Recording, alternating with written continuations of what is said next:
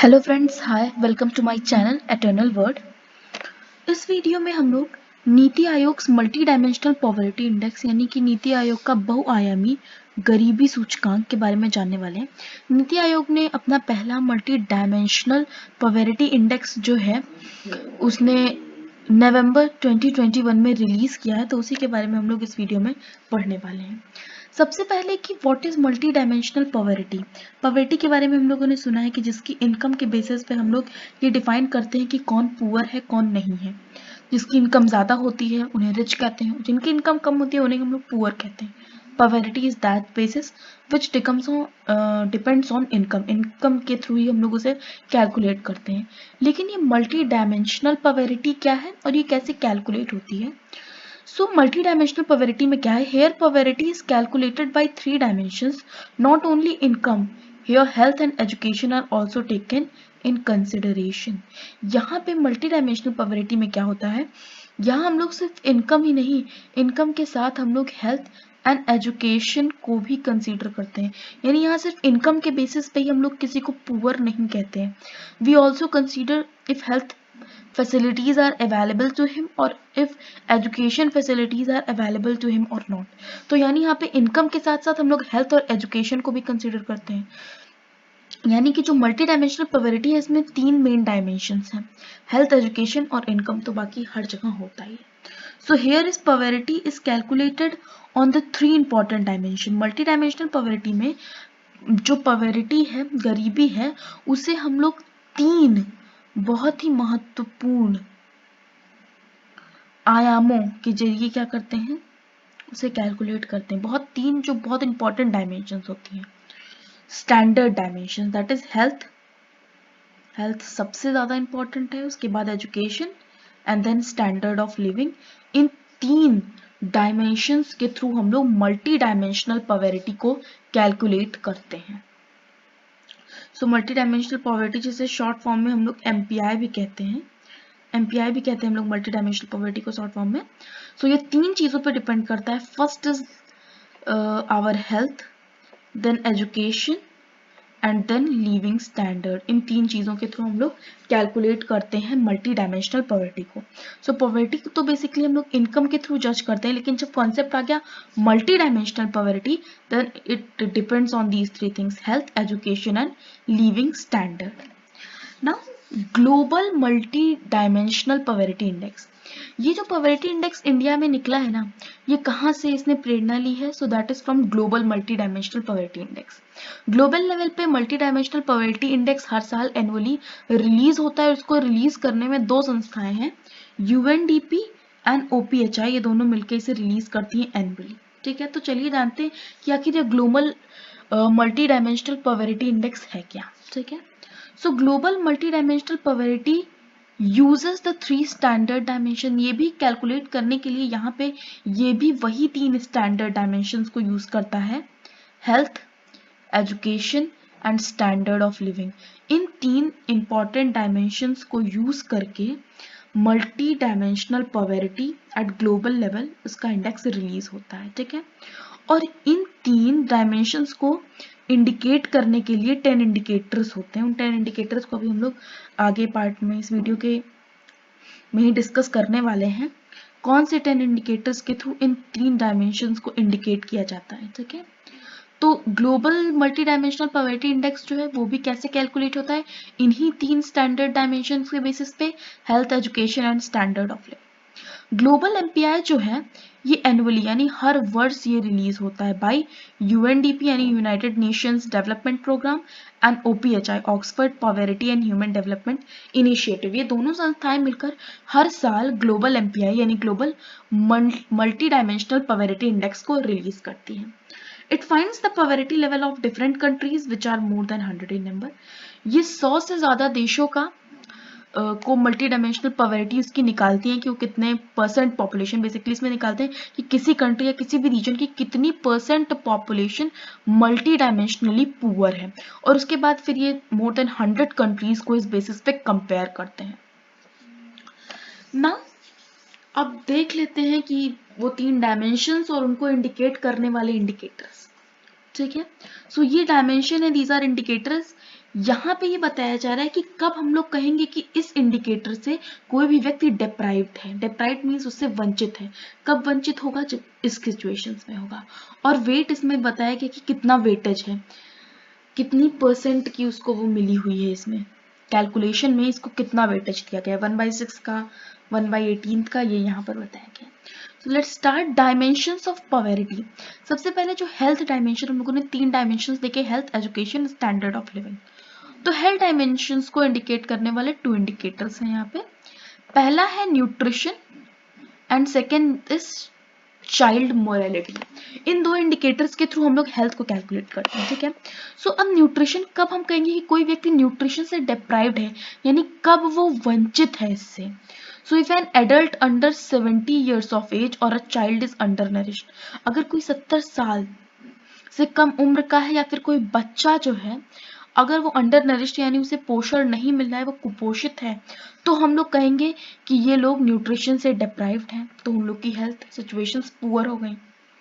Child mortality कब होगी? Any child under the age of 18 years has died if the 5 मतलब अगर पिछले 5, जब ये सर्वे हो रहा है उसके अंदर 5 साल जो हैं, पिछले 5 साल जो हैं, उसमें अगर उस फैमिली से कोई भी 18 साल से कम उम्र का बच्चा मरता है तो ये चाइल्ड मोर्टेलिटी हो गई, ठीक है।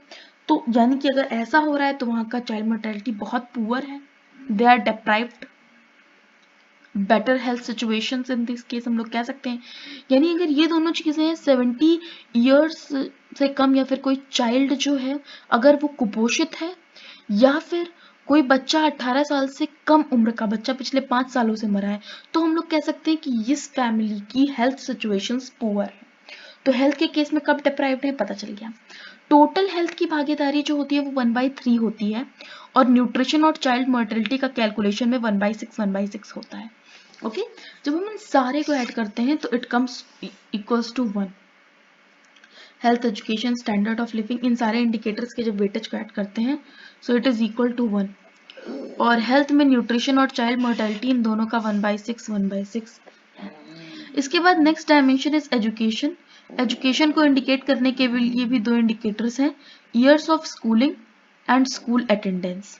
सो इस ईयर्स ऑफ स्कूलिंग से कब डिप्राइव्ड कहेंगे और स्कूल अटेंडेंस से कब कहेंगे? तो no household member aged 10 years और older has 6 years of schooling, has completed 6 years of schooling। अगर कोई भी मेंबर ऐसा है जो 10 साल या फिर 10 साल से ज्यादा उम्र का है, उसने 6 साल की स्कूलिंग नहीं की है, तो वो डिप्राइव्ड माना जाएगा। स्कूल अटेंडेंस में any school aged child is not attending school up to the age at which she would complete class 8, यानी क्लास 8 की उम्र के बच्चे, क्लास 8 तक की उम्र के बच्चे अगर उनकी पढ़ने की एज है और तब भी वो स्कूल अटेंड नहीं कर रहे हैं, then they are deprived of education. तो ये 2 सिचुएशंस हो गई एजुकेशन से डिप्राइव्ड होने के लिए। इन दोनों का भी 1/6 वेटेज है और टोटल एजुकेशन का 1/3 वेटेज है। Now standard of living. Standard of living में टोटल 6 इंडिकेटर्स हैं। First is cooking fuel. The household cook with dung, wood, charcoal और कोल। अगर उसे कुकिंग फ्यूल अवेलेबल नहीं है, यानी कि अगर उसे काऊ डंग केक या फिर लकड़ी का, इस सारी चीजों का इस्तेमाल करना पड़ रहा है खाने को पकाने के लिए, तो हम लोग कहेंगे कि या it is deprived of cooking fuel. Sanitation से कब कहेंगे? The house hold sanitation facility is not improved. अगर वहाँ का इम्प्रूव नहीं हुआ है SDG गाइडलाइंस के अकॉर्डिंग, अगर वहाँ की जो हाउस होल्ड सैनिटेशन यानी सफाई की फैसिलिटीज अगर वो इम्प्रूव नहीं हुई है, तो हम लोग कहेंगे या they are deprived of sanitation, यानी वो सैनिटेशन से वंचित रह गए हैं। ये सारे स्टैंडर्ड ऑफ लिविंग को इंडिकेट कर रहे हैं, यानी कि अगर उनके पास कुकिंग फ्यूल की अवेलेबिलिटी ना हो, सैनिटेशन की अवेलेबिलिटी ना हो, इन दोनों से डिप्राइव्ड हो, तो वहाँ का स्टैंडर्ड ऑफ लिविंग पुअर है। तो ये इस चीज को डिफाइन कर रहा है। ड्रिंकिंग वाटर, अगर उन लोग के पास ड्रिंकिंग वाटर की अवेलेबिलिटी नहीं है, साफ ड्रिंकिंग वाटर की, या फिर ड्रिंकिंग वाटर लेने के लिए उन्हें अपने घर से 30 मीटर की दूरी तक वॉक करके जाना पड़ रहा है, then they are deprived of this drinking water.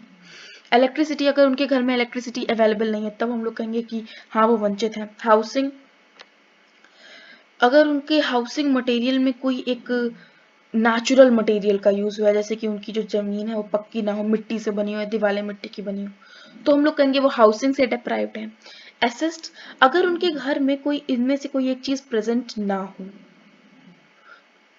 Own more than one of these, अगर इस इनमें से किसी एक से ज्यादा ना, मतलब दो तीन ना हो उनके पास, कोई एक ही चीज हो सिर्फ, जैसे या तो रेडियो ही है सिर्फ, या TV, telephone, computer, animal cart, bicycle, motor bike, refrigerator, या फिर उनके घर में कार, ट्रक ना हो, या फिर टीवी, टेलीफोन, ये सारी चीजें जितनी भी यहाँ पे लिस्टेड है यहाँ तक, उनमें से अगर सिर्फ एक ही चीज है तो हम लोग उन्हें एसेस्ट से डिप्राइव कहेंगे, यानी उनके पास कोई भी एसेस्ट चीजें नहीं है, वो इससे वंचित हैं। तो स्टैंडर्ड ऑफ लिविंग को डिफाइन कर रहे हैं 6 इंडिकेटर्स, अगर ये सारी चीजें वहां अवेलेबल नहीं है तो वो वंचित हैं, और तब उनका स्टैंडर्ड ऑफ लिविंग जो है पुअर है। तो इस तरीके से कैलकुलेट होता है एमपीआई। यहाँ पे स्टैंडर्ड ऑफ लिविंग का टोटल वेटेज 1/3 है, जैसे कि हेल्थ और एजुकेशन, स्टैंडर्ड ऑफ लिविंग तीनों का 1/3 है, लेकिन स्टैंडर्ड ऑफ लिविंग के अंदर जितने भी 6 फैक्टर्स हैं सबका वेटेज 1/18 है।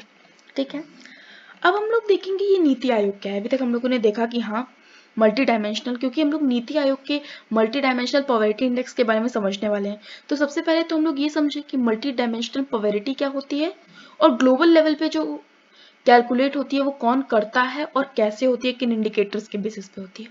अब हम लोग पहले देखते हैं कि नीति आयोग क्या है। पहले तो नीति आयोग का फुल फॉर्म जानिए। NITI Aayog is abbreviation for national institution for transforming India, यानी इंडिया को ट्रांसफॉर्म करने के लिए, उसे डेवलप्ड बनाने के लिए इंस्टीट्यूशंस है।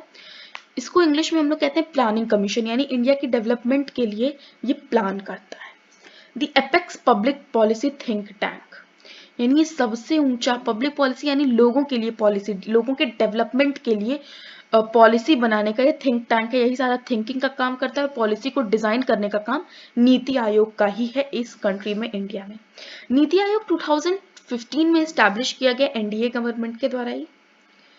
पहले एक होता था जो प्लानिंग कमीशन, उसको ये रिप्लेस किया है इसने, और इसका हेडक्वार्टर है न्यू दिल्ली में। चेयरपर्सन नरेंद्र मोदी है नीति आयोग के। यानी नीति आयोग का मेन काम क्या है, पब्लिक पॉलिसी के लिए सोचता है और पब्लिक पॉलिसी को बिल्ड करने का काम इसका है, मतलब नेशन को ट्रांसफॉर्म करने के लिए ये पॉलिसीज ये प्लान करता है, नेशन के डेवलपमेंट के लिए ये प्लानिंग करता है नीति आयोग। ठीक है, सो प्लानिंग का काम मिला है हमारे नीति आयोग को। 2015 में एनडीए गवर्नमेंट द्वारा इसे स्टैब्लिश किया गया है। अब नीति आयोग का मल्टी डायमेंशनल पॉवर्टी इंडेक्स क्या है ये जानते हैं। India's own national MPI, global level पे 2010 से ही multi dimensional poverty index release होता आया है, एनुअली पब्लिश होता है, किसके द्वारा, यूएनडीपी एंड ओपीएचआई, ये दोनों इंस्टीट्यूशंस मिलके हर साल रिलीज करते हैं global multi dimensional poverty index. But इस बार 2021 में, मतलब 2021 में पहली बार इंडिया में भी multi dimensional poverty index, India का खुद का, India's own national MPI release हुआ है। तो ये ओन नेशनल एमपीआई इसका मतलब है कि इसमें इंडिया के रीजन्स का, डिफरेंट डिफरेंट इंडियन रीजन्स में हम लोग ये कैलकुलेट किए कि कितनी % पॉपुलेशन वहां पे मल्टी डायमेंशनली पुअर है। तो वर्ल्ड लेवल पे होता था तो डिफरेंट कंट्रीज का करता था, पर अब इंडिया अपने डिफरेंट डिफरेंट स्टेट्स का, different parts of our country का कैलकुलेट की है। So it is release for first time, पहला है ये इंडिया में, इससे पहले ये नहीं होता था, ये आइडिया उसने ग्लोबल लेवल से ही लिया है, उसी के बेसिस पे कैलकुलेट कर रहा है, वहीं से ये आइडिया इसको मिला है।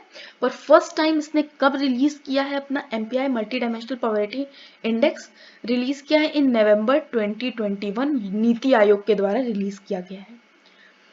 जो इंडिया में मल्टी डायमेंशनल पॉवर्टी इंडेक्स आया वो भी उन्हीं 3 स्टैंडर्ड डायमेंशंस के थ्रू कैलकुलेट हुआ है, that is health, education and standard of living. इन्हीं 3 डायमेंशंस को यूज करके कैलकुलेट किया गया मल्टी डायमेंशनल पॉवर्टी को इंडिया में भी, लेकिन यहाँ पे इन्होंने 12 इंडिकेटर्स यूज किए हैं। ठीक है, ये 12 इंडिकेटर्स हम लोग डिस्कस करेंगे अभी। इट इज टू कंपेयर, अब ये क्यों क्यों आखिर इन लोगों ने मल्टी डायमेंशनल पॉवर्टी इंडेक्स क्यों ये लाए, क्यों पब्लिश कर रहे हैं, या फिर क्यों अब ये लोग कैलकुलेट करने वाले हैं multi dimensional poverty of different regions of India. तो इसका पर्पस क्या है, to compare poverty across sub national region. India का जो डिफरेंट डिफरेंट रीजन है इंडिया में, स्टेट्स ले लो या फिर यूनियन टेरिटरीज ले लो, तो उन सारे रीजन्स में पॉवर्टी कंपेयर करने के लिए किस रीजन में ज्यादा पॉवर्टी है, उस रीजन में इन्हें ज़्यादा काम करना होगा, ज़्यादा डेवलपमेंट प्रोग्राम्स लाने होंगे। तो किस रीजन में ज़्यादा पॉवर्टी है, किस में कम है, ये सारी चीज़ें कंपेयर करने के लिए and to track poverty over time, यानी समय के साथ क्या पॉवर्टी का रेशियो बढ़ रहा है, घट रहा है, इस चीज़ को भी ट्रैक करने के लिए इसे कैलकुलेट करना डिसाइड किया गया है और फर्स्ट टाइम नीति आयोग के द्वारा नवंबर 2021 में ये रिलीज भी हुआ है।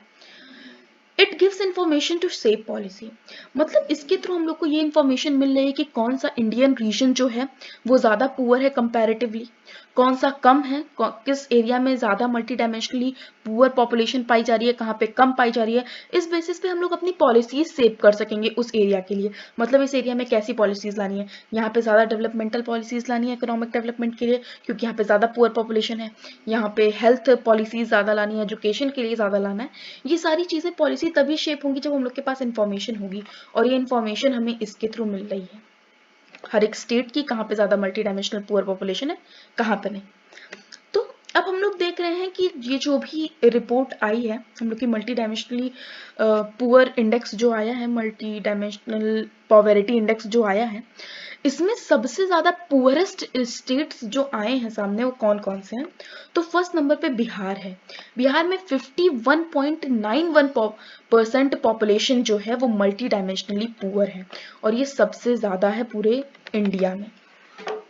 बिहार फर्स्ट पे है, यहाँ पे 51.91% means 50%, half of the population से ज्यादा लोग मल्टी डायमेंशनली पुअर हैं, deprived हैं of the health education and standard of living facilities।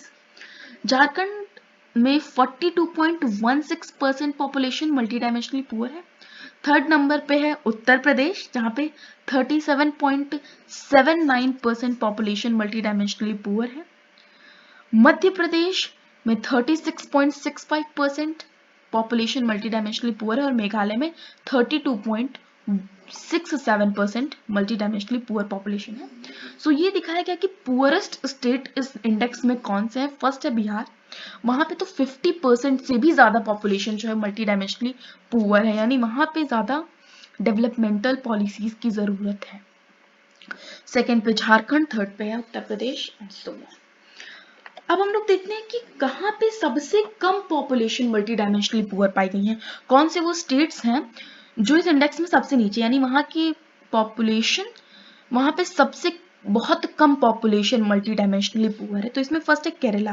Kerala में सिर्फ 0.71% of the total population is multi dimensionally poor, ये सबसे कम है पूरे इंडिया में केरला। इसके बाद पुडुचेरी, वहां पे भी सिर्फ 1.72% पॉपुलेशन मल्टी डायमेंशनली पुअर है। लक्षद्वीप में 1.82% पॉपुलेशन मल्टी डायमेंशनली पुअर है। गोवा में 3.76% पॉपुलेशन मल्टी डायमेंशनली पुअर है और सिक्किम में 3.82% पॉपुलेशन मल्टी डायमेंशनली पुअर है। यानी वो स्टेट्स हैं जहां पे सबसे कम पॉपुलेशन पाई गई है मल्टी डायमेंशनली पुअर, सबसे ज्यादा बिहार में पाई गई है। तो यानी ये सारे स्टेट्स जो है काफी डेवलप्ड हैं, काफी आगे हैं, उन सारे के कंपैरिजन में बहुत ज्यादा पीछे छूट चुके हैं। वहाँ पे इकोनॉमिक डेवलपमेंट की बहुत ज्यादा जरूरत है एंड बिहार में स्पेशली उस केस में 50% से भी ज्यादा पॉपुलेशन वहाँ पे मल्टी डायमेंशनली पुअर पाई जा रही है। अब कौन से वो यूनियन टेरिटरीज हैं जो पुअरेस्ट पाई गई हैं अकॉर्डिंग टू दीज इंडेक्स। जितने भी हमारी यूनियन टेरिटरीज हैं, among them Dadra and Nagar हवेली, इसमें सबसे ज्यादा पॉपुलेशन जो पाई गई, सबसे ज्यादा पॉपुलेशन जो है वो मल्टी डायमेंशनली पुअर है सारे यूनियन टेरिटरीज के अमंगस्ट। यहाँ पे 2.36% population of this Dadra and Nagar Haveli is multi dimensionally poor. जान ही चुके हैं कि मल्टी डायमेंशनल पॉवर्टी किस बेसिस पे निकाली जाती है, उनका हेल्थ सिचुएशन, उनके education and their standard of living, इस बेसिस पे जब कैलकुलेट किया गया तो दादरा एंड नगर हवेली में 27.36% पॉपुलेशन मल्टी डायमेंशनली पुअर पाई गई। जम्मू एंड कश्मीर में ये है जम्मू एंड कश्मीर और लद्दाख में भी 12.58% पॉपुलेशन मल्टी डायमेंशनली पुअर है। दमन एंड दीव में 6.82% पॉपुलेशन और चंडीगढ़ में 5.97% पॉपुलेशन मल्टी डायमेंशनली पुअर है। इसके बाद हम लोग देख लेते हैं कि इंडिया पे आखिर किस बेसिस पे ये चीज कैलकुलेट की गई है। सो हेल्थ में यहाँ पे जैसे कि वहां पे भी हम लोगों ने देखा ग्लोबल लेवल पे जब कैलकुलेट हो रही थी तो वहाँ पे 10 इंडिकेटर्स थे, पर यहाँ इन 3 डायमेंशंस हेल्थ, एजुकेशन और स्टैंडर्ड ऑफ लिविंग, इन 3 डायमेंशंस को इंडिकेट करने के लिए यहाँ पे 12 इंडिकेटर्स हैं। यहाँ पे हेल्थ का टोटल वेटेज अगर देखें तो हेल्थ का 1/3 है, एजुकेशन का 1/3 एंड स्टैंडर्ड ऑफ लिविंग का 1/3। अब हेल्थ के अंदर जो 3 डायमेंशंस यहाँ 3 इंडिकेटर्स जो हेल्थ के हैं वो है nutrition, child adolescent and morality, child and adolescent morality, ठीक है, एंड एंटेनेटल केयर, ठीक है। ये 3 इंडिकेटर्स यहाँ हेल्थ के लिए यूज किया गया कि हेल्थ से हम लोग कब डिप्राइव्ड मानेंगे, मतलब इन इंडिकेटर से अगर वो डिप्राइव्ड है तो माना जाएगा कि हेल्थ सिचुएशंस पुअर है, यानी न्यूट्रिशन अगर उन्हें प्रॉपर नहीं मिल रहा है, दे आर डिप्राइव्ड, वो न्यूट्रिशन प्रॉपर न्यूट्रिशन से अगर वंचित है तो उनकी हेल्थ सिचुएशन पुअर है। तो न्यूट्रिशन में क्या दिया गया है, a household is considered deprived if any child between the age 0 to 59 month or women between the age of 15 to 49 years or men between the age of 15 to 54 years for whom nutritional information is available is found to be undernourished।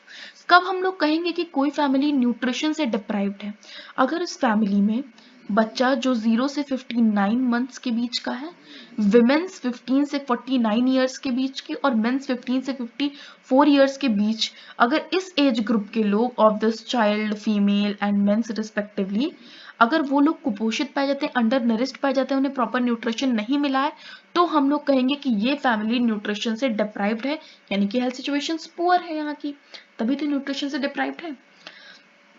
Adolescent child and adolescent morality में क्या है कि अगर उस family में 18 years से कम as का कोई बच्चा इस सर्वे के पिछले 5 साल में उसकी डेथ हुई है तो वो फिर वहां वो डिप्राइव्ड है, हेल्थ सिचुएशन से, प्रॉपर हेल्थ सिचुएशन से वो डिप्राइव्ड है।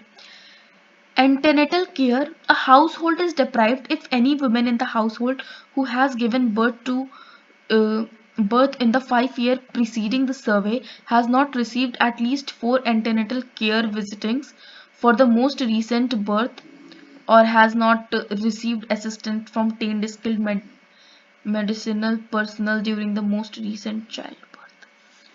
अगर कोई ऐसी विमेन जिसने किसी चाइल्ड को बर्थ दिया है रिसेंटली, उसने मतलब बर्थ से पहले 4 बार अगर वो हॉस्पिटल विजिट नहीं की है, मतलब हॉस्पिटल विजिट करके अपनी जांच नहीं कराई है उसने, या फिर चाइल्ड के बर्थ जिस हुआ है तो उसे अगर प्रॉपर मेडिसिनल केयर नहीं मिली है, यानी यहाँ पे एक विमेन की बात हो रही है, अगर उसे विमेन को चाइल्ड को बर्थ देते टाइम अगर वो बात जो बर्थ देने की है वो 5 साल के अंदर, सर्वे से 5 साल पहले तक की है, ठीक है, तो अगर उसे प्रॉपर मेडिसिनल ट्रीटमेंट या फिर उसे उस टाइम पे प्रॉपर स्किल्ड पर्सनल वो नहीं मिला, असिस्टेंस नहीं मिला, उसकी किसी ने देखभाल नहीं की, उसे 4 बार किसी एंटीनेटल केयर में विजिट नहीं कराया गया, उसकी जांच नहीं कराई गई बर्थ से पहले, तो हम लोग मानेंगे कि यार they are deprived from health, antenatal care, she is deprived from antenatal care, और तो हेल्थ सिचुएशंस पुअर है। तो हेल्थ को यहाँ पे 3 इंडिकेटर्स रिप्रेजेंट कर रहे हैं, nutrition, child and adolescent morality और एंटीनेटल केयर। एजुकेशन को इंडिकेट करने वाले फैक्टर्स हैं ईयर्स ऑफ स्कूलिंग और स्कूल अटेंडेंस, वही सेम। ईयर्स ऑफ स्कूलिंग में अगर कोई 10 साल या 10 साल से ज्यादा उम्र का व्यक्ति है और उसने 6 साल की स्कूलिंग नहीं की है, देन ही इज डिप्राइव्ड, वो वंचित है उस चीज से। स्कूल अटेंडेंस, अगर उसकी क्लास 8th में जितनी उम्र होनी चाहिए बच्चे की, अगर उस उम्र या फिर उससे कम का है उसकी स्कूल की उम्र है और वो स्कूल नहीं जा रहा है, स्कूल नहीं अटेंड कर रहा है, तो he is deprived.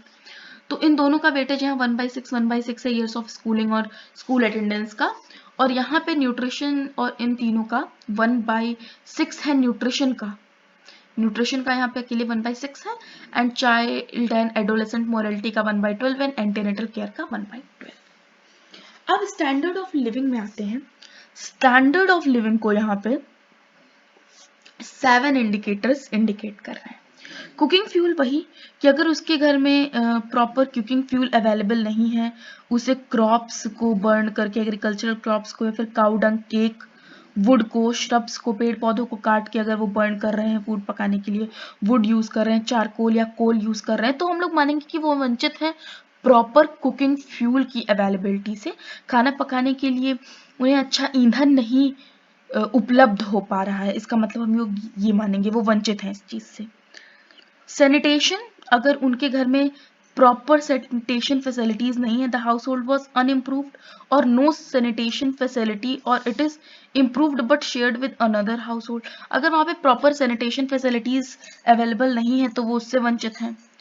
The household does not have access to improved drinking water, अगर उनके पास प्रॉपर ड्रिंकिंग वाटर नहीं अवेलेबल है, साफ सुथरा पानी नहीं अवेलेबल है, सेफ ड्रिंकिंग वाटर जिन्हें कहते हैं, या फिर सेफ ड्रिंकिंग वाटर के लिए उन्हें अपने घर से 30 मिनट की दूरी का रास्ता तय करके जाना पड़ता है, तो हम लोग कहेंगे कि वो लोग साफ शुद्ध पेयजल से वंचित हैं।